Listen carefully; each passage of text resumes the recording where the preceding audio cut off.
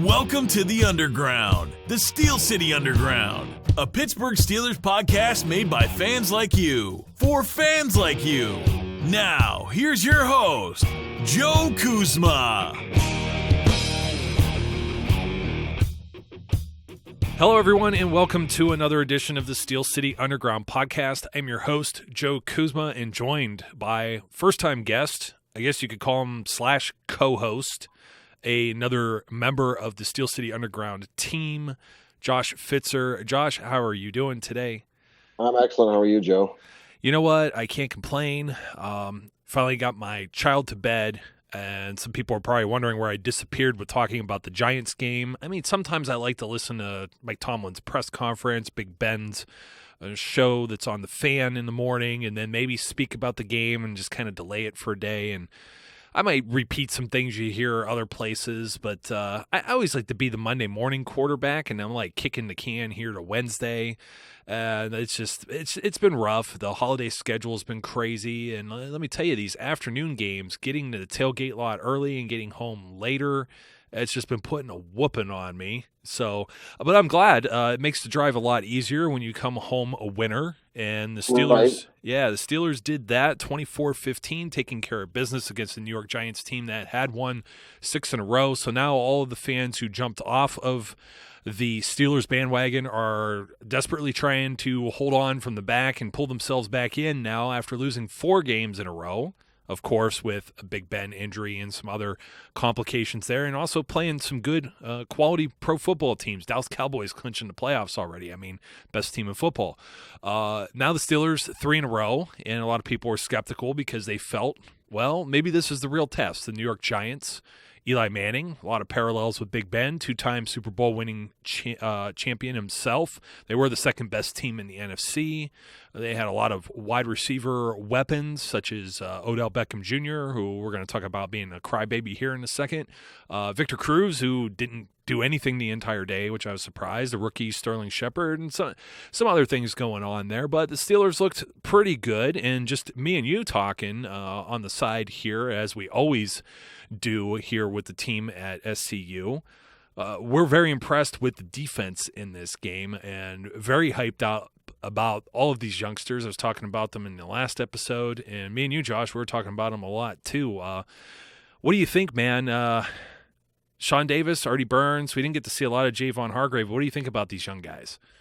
Well, first off, you said 24-15, but it was 24-14. 24-14. That's okay. And you know what? That's okay. I am looking – yeah, maybe I just had a slip of the tongue. I'm looking right at it. I have it physically up on my screen right now at 14 and 24 because the Giants are on the left side of the screen here and the Steelers are on the right. So, but what you know what? I'm not looking to give points away. Right, exactly. Yeah. So, how do you feel about the rookies and the young players we got on defense? I'm actually really surprised because I'm pretty sure that rest of the Steelers fans weren't expecting Artie Burns to play as much as he has been at all, especially for first-year corners. The dynamic is really different. Obviously, it's obviously a step up from college to pro, and especially with the passing offenses, it's a passing league now. So I'm really surprised that Artie Burns has been playing as much as he has been, even along with Sean Davis. A lot of people had Robert Golden starting every game this year. As did I, and that's what I thought. So I've been very, very impressed with the both of them. I just watched the whole game yesterday, and Sean Davis is all over the place. I mean, me just reviewing film, it's like, I don't want to jump the gun, but it's almost Polamalu-like the way he shoots a gap and then just brings the ball carrier down in like an instant. So it's pretty amazing to watch.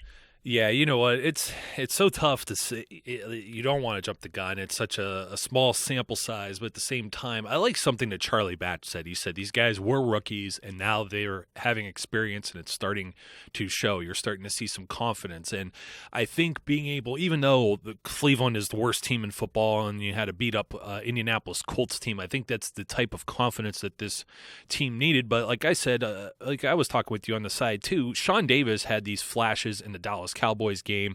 He has been playing every single snap on defense for several games now. And I don't want to put my own foot in my own mouth, but I want to say when I was talking about this following the draft and in the preseason, and you're trying to make all of these calculations and projections of what people are going to do, I thought Sean Davis was going to be the first starter of this bunch. As you were saying, I didn't think Artie Burns would see as much time. I thought it was more difficult for a corner to get on the field. And here Javon Hargrave was actually the first de facto starter on this defense, but they're all seeing a significant playing time. And in fact, Robert Golden didn't even get a single defensive rep on Sunday, which is very surprising if you ask me. He had been used as an extra DB all over the field, even last year. Even around this time a year ago against the Denver Broncos, they were deploying him as a corner, as an extra safety, wherever they could put him. But it looks like this is what they want to do with Sean Davis. This is the athletic type player that they needed. And I'm trying to think of the quote we said, because I said, yeah, he's scary fast. And you're saying, even for being a smaller framed guy, he could hit. He could really bring some, he could lay the wood. To simply put it. So several defensive players played the entire game. Davis was one of them. Burns was another one. Ross Cockrell as well. I mean, when you get a guy that's, I want to say he was a fourth rounder with Buffalo, and he was cut, and the Steelers claim him off waivers before the start of last season, and that guy becomes a starter. What a find that is as well. Mike Mitchell. We were talking about Mike Mitchell, too. Our love for Mike Mitchell and our love for pro wrestling. Yes, exactly. Yeah, because we're saying as far as like Mike Mitchell laying these hits and Sean Davis being fast and laying these hits, it was like, what was David? Or no, it was Artie Burns. We're talking about Artie Burns' tackling, how he's got up to speed 4.43 or 4.46, and you can't teach that. Right, exactly. So... But getting into these games and talking about tailgating, and just the story I wanted to bring up real quick. Some of you may have heard this on TV. For you, those of you listeners that were watching, go walking by the tailgate lot, and there were some buses there, and there was a guy wearing a Steelers coat and a New York Giants stocking cap. And I look, and my cousin that comes to the games with me and can be ornery. And I actually had a couple Giants fans come down from New York that I knew personally that come and hung out. And all we did was talk craft beer. We barely talked football. The only thing we talked about was when our teams lose, we talk about firing everybody. So it's very, even more prevalent probably in the New York media. But I looked at this guy and like, buddy, are you confused? And just kind of cracking a joke at him. And having not realized, and they said this on TV too, Ben McAdoo from Homer City, Pennsylvania, quite a few people were there just to support him. Some people that didn't even go in and watch the game. They were just there to support another local guy. You've got the connection. I know you're up in Minnesota, Josh, but you got a little bit of flavor of the Western Pennsylvania football culture when you were down here for the why am I drawing a blank? The season opener, the home season opener, I should say, against Cincinnati Bengals. So everyone was there. They're supporting Ben McAdoo. And that's about all where it goes, because you know what? I said, sorry, not sorry. I'm glad you enjoyed Heinz Field coming down, some of the New York fans. But other than that, I'm glad that the Steelers were able to put this one in the books. Turnovers. And there were some missed opportunities this game, I think. Shazier, Mitchell, Davis, they all had an opportunity to get the ball more times. Manning actually hadn't been turning the ball over too many times. The Giants have been protecting the football. Both teams give up 2 sacks, so that stayed pretty consistent with the storylines going in.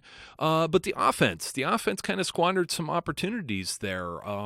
You get into halftime 14-0 on a safety and 2 field goals and a touchdown and a missed 2-point conversion, I believe. I think so.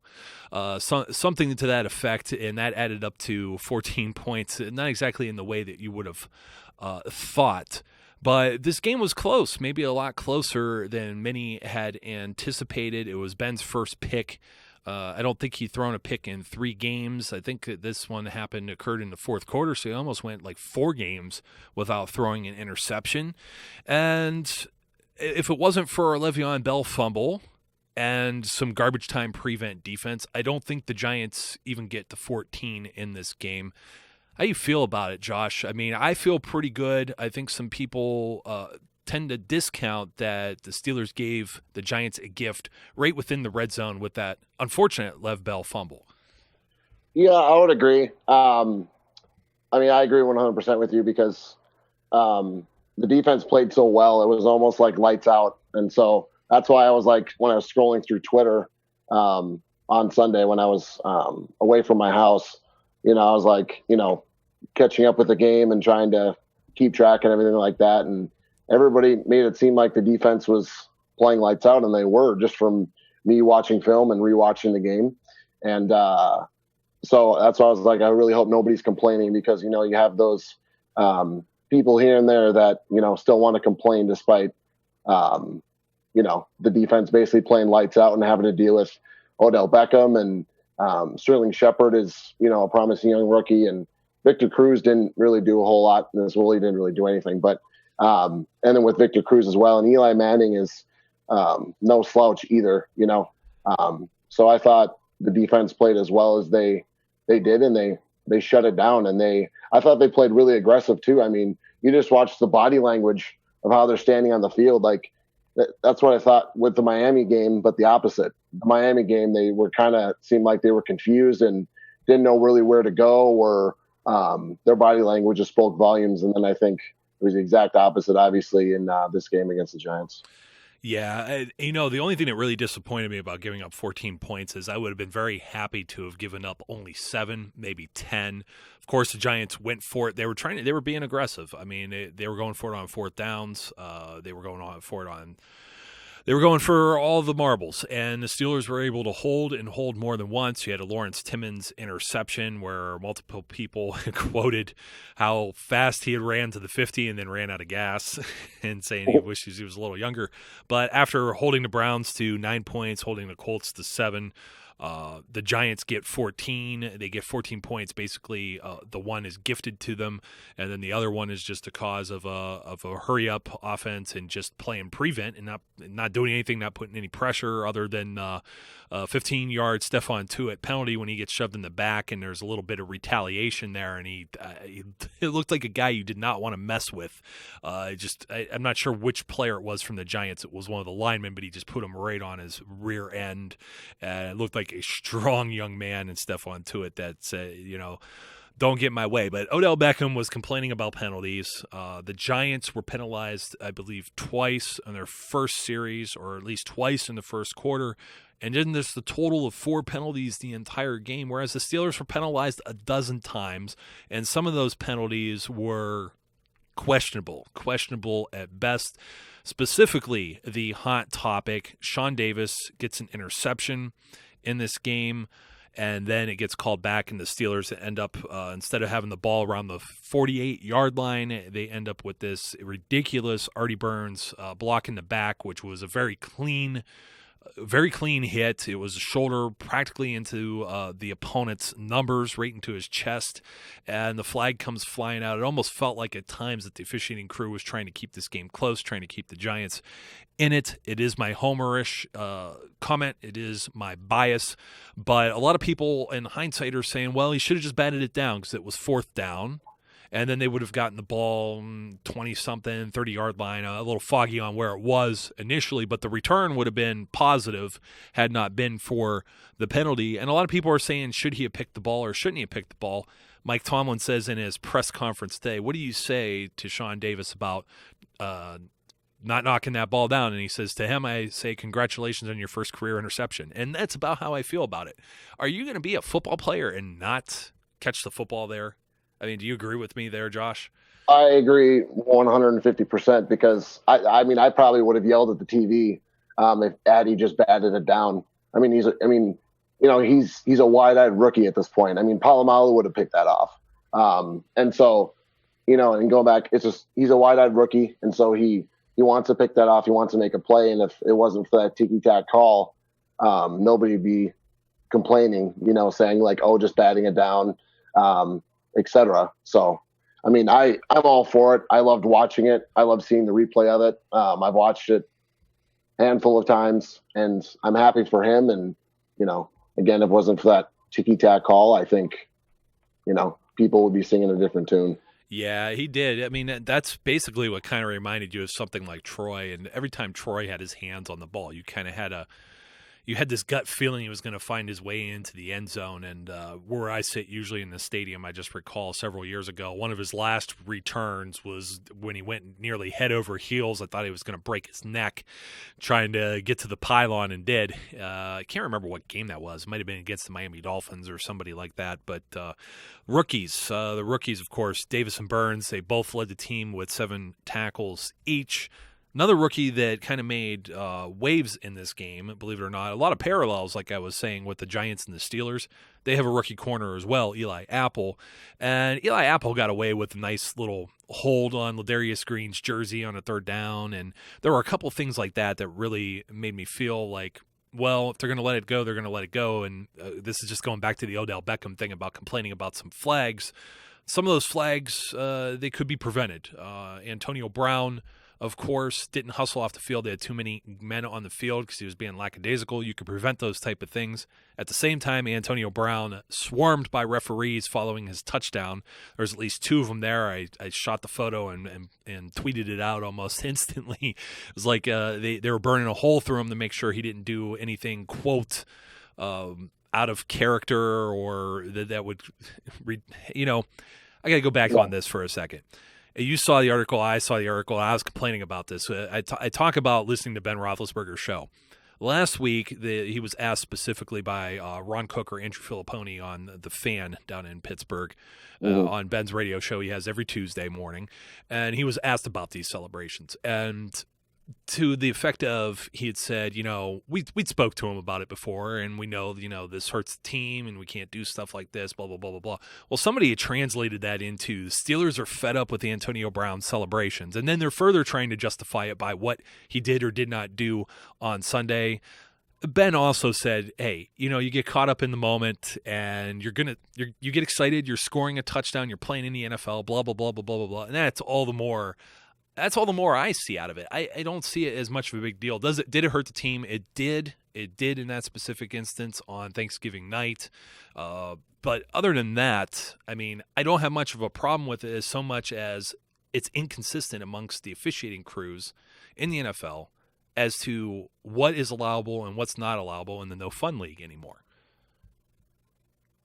Yeah, I agree with you 150%. I can't tell you how many times I get upset. I kind of get more upset about that stuff than I need to, especially when I'm watching other games or even if it's the Steelers and the Bengals playing each other. I remember last year in Cincinnati, one of our guys got flagged for a celebration or something. And then I think on a couple plays later on in the game, AJ Green punted the ball into the stands and there was no flag. And so I don't know what the official rule on that is, but to me, AJ Green's celebration was a little bit more excessive than whoever was penalized on the Steelers team. And so I get annoyed with stuff like that because it can be really inconsistent. And people kind of, come to the referee's aid and say, well, they only see what they can see and all that other stuff. And I've seen celebrations that are way, way, way worse than what Antonio Brown has ever done. I don't think it's anything of singling him out. Well, we don't like him, blah, blah, blah. I don't think it's anything to that effect. I just think it's inconsistent for some reason. And I don't care what Antonio Brown does. He's Antonio Brown. As long as it doesn't hurt the team or cost the Steelers yards, he can do whatever he wants. But I think it's people blowing it up into a bigger issue, especially with that headline. It's like, come on, that's not even okay. Calm down here. Yeah, of course it's addressed, but I think it's more or less that Antonio Brown is a star. He's a major player, and not to say that AJ Green isn't, but Antonio Brown's in these Pepsi commercials, and I don't know what else, B-dubs, and he's just everywhere. And I think it's kind of, hey, you're the face of the NFL, and they're going to make an example out of it. And I do remember that. I do believe what happened. That was the Bengals game, still in the regular season, and it was Will Gay. And I think Brandon Boykin joined him in that celebration, maybe Mike Mitchell or something. It was the dance on the pick six.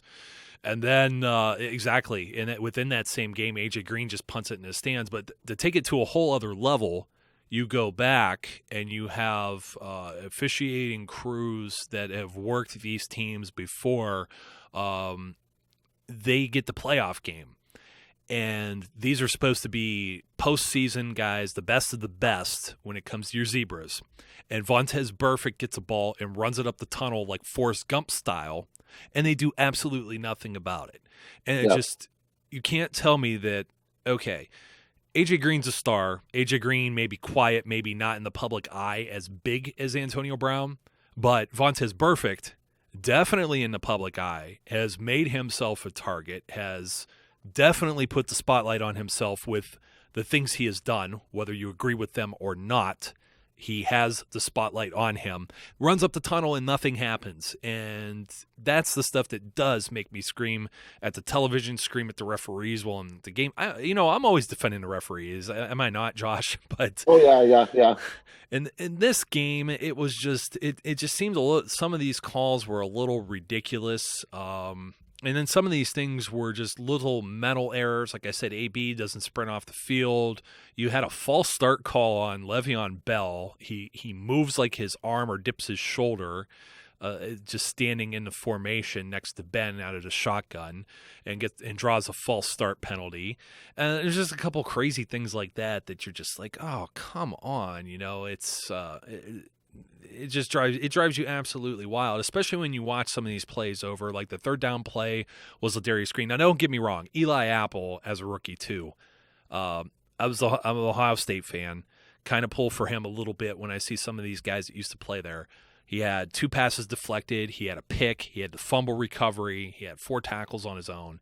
He was one heck of a player playing in this game, and he had a tall task of having to cover all of these different weapons that the Steelers have. But missing, I don't know how you miss a guy that's 6'7", roughly 240 coming down the field. You're going to call him a pick play on him, but then you miss that he is getting grabbed. I don't know how you can't see that. It drives me wild.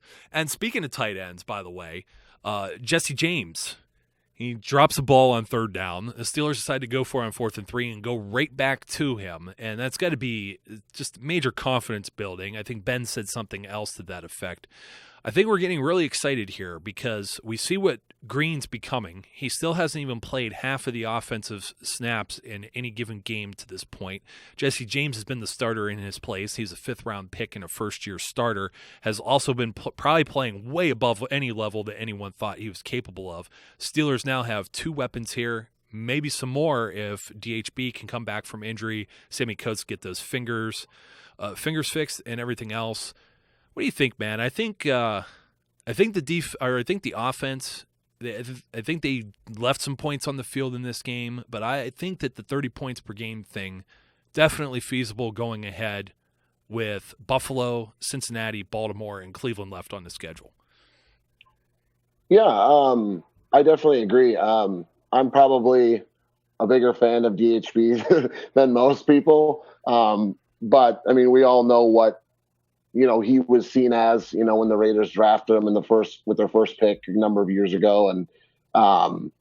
And so I think obviously he's at his hands issue, he drops easy catches and stuff, but I mean, he's, especially last year with DHB real quick, it's like he really stepped up when Martavis Bryant was out.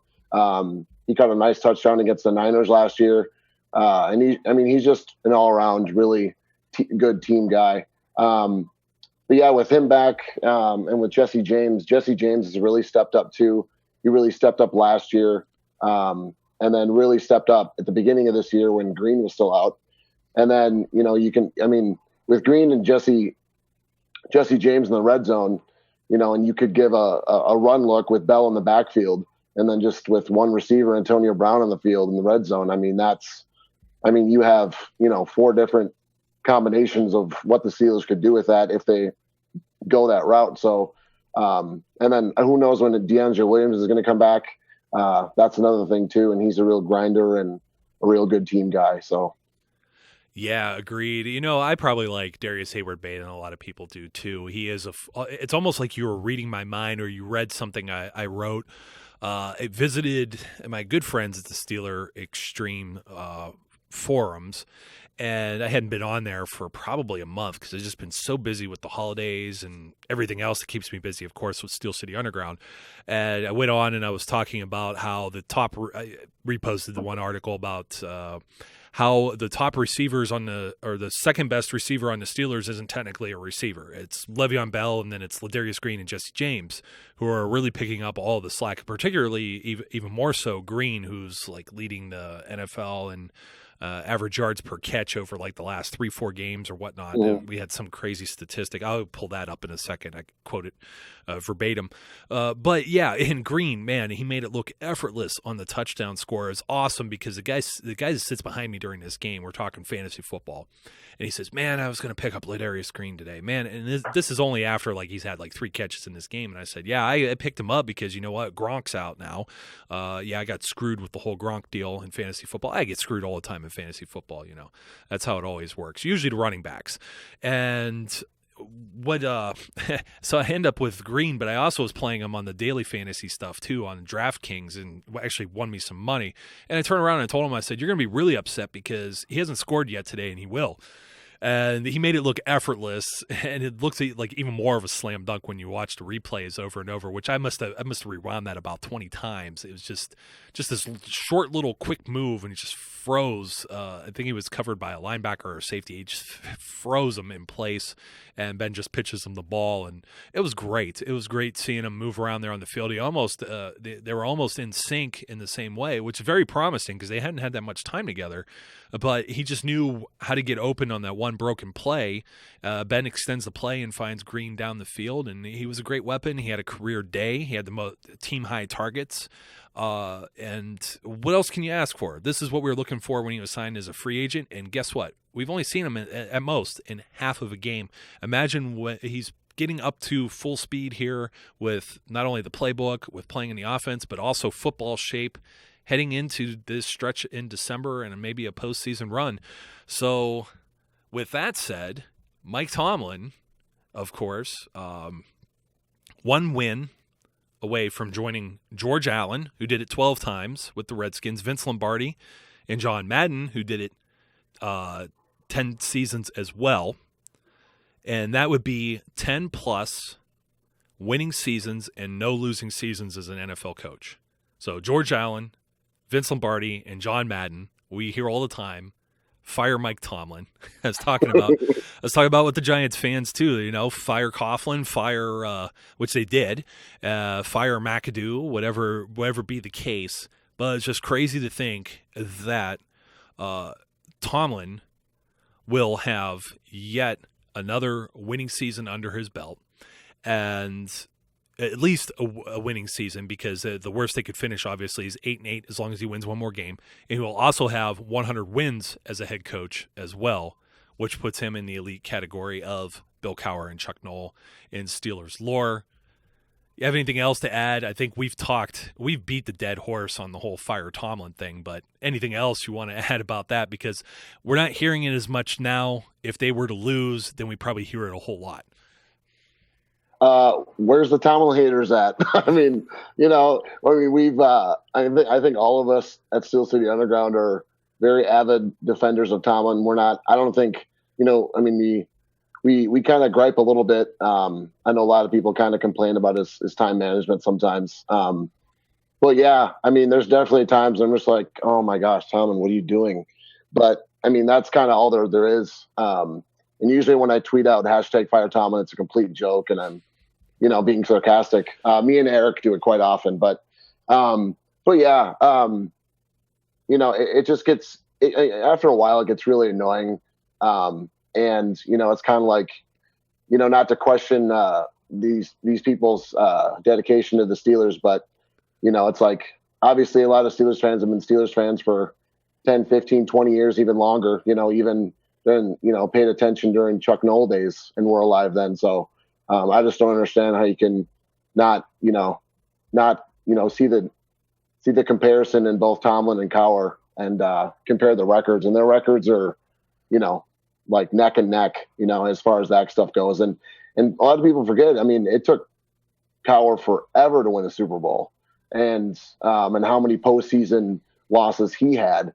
And so, yeah, and then they even made it there, and then they gifted, you know, some interceptions to the Cowboys with Neil O'Donnell at quarterback. And so, but yeah, I mean, Yeah, I mean, it took Cowher forever to win a Super Bowl. It didn't take Tomlin that long, and I don't think we're far from that again. And so, I mean, it'd be amazing to see. And then once Tomlin wins another one, then people can finally hush up a little bit. Yeah, I think some of the concern is that a lot of people, I think we're spoiled. The Steelers haven't had a losing season since well before Tomlin was even here. That was back in 2003, I think. And a straight-up losing season, not one of these 8-8 seasons. There have been times where they didn't make the playoffs. They didn't make the playoffs the final year Cowher was head coach before turning the team over to Tomlin. So that's one thing I always like to point out to everyone is when Tomlin ended up winning a Super Bowl, he won with Cowher's team. Well, he was a little removed from Cowher's team, and Cowher's team wasn't very good the final year Cowher was coach. So things change all the time. And I actually had a conversation down in Pittsburgh over the weekend. I was in one of these shops, one of these sports shops, and I was talking with one of the gentlemen. I said, "Yeah, I run this. I run a website. I have a podcast, radio show." And we were talking, and he said, he was upset about Tomlin for not addressing a backup quarterback situation, which is very difficult because most teams don't even have a starting quarterback, and some just get lucky, like the Dallas Cowboys got lucky and drafted Dak Prescott, who turned out to be really good. He could have been really bad, and he said he was never very impressed with Cowher. He said for those teams that he had, he thought that he should have been way better. And I think a lot of people, if they have water in their mouth right now, they probably spit it out, come out of their nose, because Cowher almost like walks on water. He walks on the three rivers, in fact. Very beloved coach. And, everyone has their strengths. Everyone has their weaknesses. I think it's amazing that Tomlin gets it done. This era of the NFL, the rules are different. The defensive players are constantly getting fined, constantly worried about making hits. It is a passing league, as you had mentioned earlier. And he somehow still gets it done, even with all of these injuries. As pointed out last year, at this time last year, there was no Le'Veon Bell on this team. And they still somehow find a way to make it into the playoffs. And yes, Cincinnati shot themselves in the foot several times. It was an injured Big Ben. You didn't even know what Ben's status was going to be, even going into Denver. And they're about a fumble. They're literally a fumble away from going into the AFC Championship. And that was with a lot of key pieces missing, a lot of people banged up. So even no D'Angelo Williams. You didn't even have the backup there in that case. He got hurt in the Cleveland game. So as we're looking at the full picture of December now, the last 3 seasons under Mike Tomlin, the Steelers finished their last 8 games 6-2. Right now, they're on a good path. They're what am I looking at? 3-1 right now because of the Cowboys game with 4 more games to go. Having won 3 straight, 6-2, still looks pretty good. A date with the Ravens on Christmas. Another playoff berth could be at hand, and once again, he's doing this having lost Ben for a few games this year, and Lev Bell having been suspended to start the season. Cam Hayward, your defensive captain's out. Got to give a lot of respect, a lot of props to Mike Tomlin. Yeah, I definitely agree. One point I always like to bring up with people with, kind of not Tomlin haters, but just the people that call for his head whenever something goes bad is, I don't know what happened with, I don't know if anybody really knows what happened with Bruce Arians. But when he left, a lot of people were really skeptical about it. They brought in Todd Haley, who was just fired from the Chiefs, being the Chiefs head coach. And Ben's taken less and less sacks, I think, since Todd Haley's been here each year, and has really transformed this offense into something great. And I know one thing that was a big a knock on Haley was, and something that I noticed now, was we had a lot of trouble in the red zone. I mean, we do now, but I think it's a little bit less with Todd Haley. But I don't think Ben is being as beaten up as he was under Arians. At least that's my view on it. And so I don't know if that was fully Tomlin's decision to bring in Haley, or if it was one of the Rooneys, or what it was. But I just wanted to point that out too. Yeah, the team, and it's the same script that the Arizona Cardinals have been playing by through, I think, 6 or 7 games in this year. They hadn't scored a touchdown, I think, in the first quarter. And it is a lot of the same thing. If you go back and you look at box scores, there were a lot of defensive touchdowns, a lot of field goals in the Bruce Arians era. And for anyone who likes to bring that up, and you ever search that hashtag Fire Tomlin, I've clicked on it, and there's some profiles that are blocked by choice that I can no longer follow because there are just some crazy individuals that are out there. And I think sometimes they're just trolls on purpose because nobody could be that serious. But there's some people that really loved Bruce Arians, and no ill will towards him. He was successful while he was here. He moved on. Good for him. He has a good head coaching job. But right now, Arizona 5-6-1. Not doing so hot. Carson Palmer also gets hit around like a piñata. So, it could go either way. And sometimes, the chips just don't fall as they may. One stat I did see, though, having Marquise Pouncey back, huge deal. He has given up 0 sacks this year. Makes a big difference as a center. Yeah. So, huge deal when you have your whole offensive line. They invested in this offensive line. Those non-playoff years, they didn't have a great line. It was just they were getting those picks together, and they're starting to build this team. This team was in a rebuilding mode. You didn't have a running back. Now you have Le'Veon Bell, who has the first, I think, strung together a 3-game 100 yards for rushing. The first time since Willie Parker did it. I think that's been like 10 years now since Willie Parker did it, or something close to that. So, hey, done rebuilding now. Now they're reloading. They appear to be healthy, and it's nice to have Le'Veon Bell for a full season. Hopefully, cross my finger. I'm not even going to say it because I don't even want to jinx it. You know what, Josh? It's been good having you on. I'm going to end it right there because if I say anything else, I just don't even want to think about what else can happen because you had a kicker get hurt. And you have to assign an emergency guy. And what heck of a job Randy Bullock did, making 3 field goals, even though 1 dinks off the post, counts for 10 points of those 24. And the 24-14 victory. Josh Fitzer, ladies and gentlemen, you can follow him at Terrible Josh on Twitter. And yes, it is Terrible Josh. I'm assuming after the terrible towel, because you are not a terrible person. Terrible Josh 6. So. Oh, Terrible Josh 6. Yeah. Thank you. Yeah. I wonder what the 6 stands for. Yeah, I know you can figure that one out. But thank you for taking your time and hanging out with me on this episode. And ladies and gentlemen, once again, that's at Terrible Josh 6 if you'd like to follow Josh over on Twitter. And he's always writing and contributing to SteelCityUnderground.com. Thank you once again for tuning in and listening. Until next time, be safe, be good, and I will catch you later. We would like to thank you for listening and remind our listeners to follow us on social media and our website, www.steelcityunderground.com.